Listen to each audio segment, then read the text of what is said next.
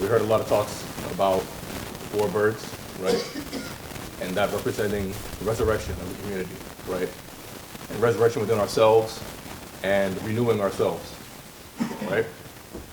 And they got me thinking, just the whole talk about this, how do we resurrect ourselves as people or change ourselves as people, right? How do we rediscover ourselves as people?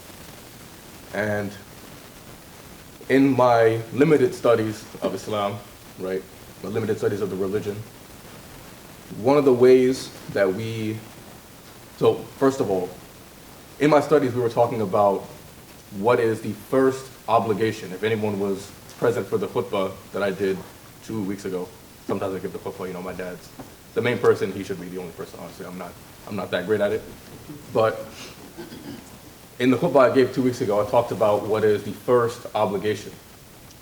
They call it awwal wajib ala al-mukallaf, which means the first obligation on the one who is held accountable.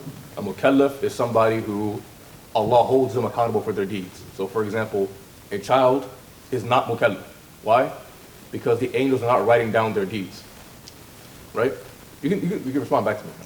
Yeah, it's not a khutbah. I want to give a khutbah sometimes, and I ask a rhetorical question. Sometimes I have to remind people, like, hey, don't respond back. It's a khutbah.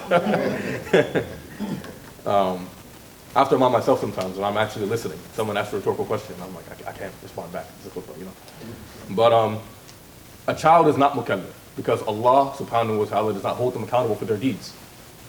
But a mukallaf is somebody who is a sane, meaning they have all their mental faculties, adult, right? A sane adult is held accountable by Allah. And now the question is, what is the first obligation upon somebody who is mukallaf? Can anybody have any guesses, any answers? What's the first obligation on a sane, rational adult, whether they're Muslim or not Muslim? What is their first obligation? A good answer? Zakat? Okay. Be responsible. Be responsible? What is I'm getting more at what is the first thing that they should do? Pray? So it's a little bit deeper than that. They say, awwal wajib al-mukallaf, there's two things that they say. They say either an-nazar or they say al-ma'rifah. An-nazar means to contemplate, and I'll get to what that means in a second. And the second is to know Allah, and they're both connected. To know who God is, to know who Allah is, okay?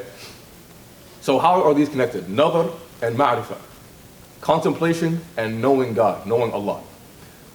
What the scholars say is that contemplation is required for both the Muslim and the non-Muslim. And this contemplation is needed for you to come to the conclusion of who Allah is, who God is, why you're put on this earth, right? Why you're here, your purpose in life. They said that is the first obligation. And the reason why they stress this point is because many people, unfortunately, they are just born into their religion and they don't contemplate it, they don't think about it. And what the scholars say is that if you do that, and they're not saying you need to do some deep dive, philosophical, reasoning and research all the religions in the world. That's not what they're saying. They're saying at a basic level, you should contemplate and think, why am I here? Does God really exist, right? Or why do I believe in God, right? You should have some reason. If someone were to ask you, why are you a Muslim? Why do you believe in God? You should have an answer beyond just, my parents were Muslim. Beyond just that. Now, if you only have that as your reason, then the scholars say, your Islam is true. You are a true Muslim still, but you are sinful in the eyes of Allah. Why? Because you haven't contemplated, you haven't thought, and you're following the ways of the pagans, the